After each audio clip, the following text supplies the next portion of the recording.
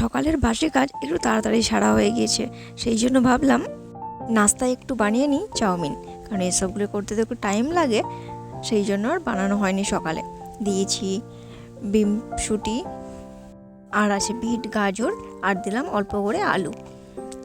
এছাড়া নিয়েছি পেঁয়াজ কেটে নিয়েছি, আর নিয়েছি 3টে ডিম। চাউমিনে একটু অল্প করে না আলু দিলে না ভালো লাগে না।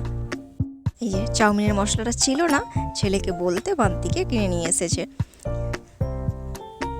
সবজিগুলি সব ভেজে এক পাশে সাইড করে নিলাম, ওতেই ডিম ভেজে নেব।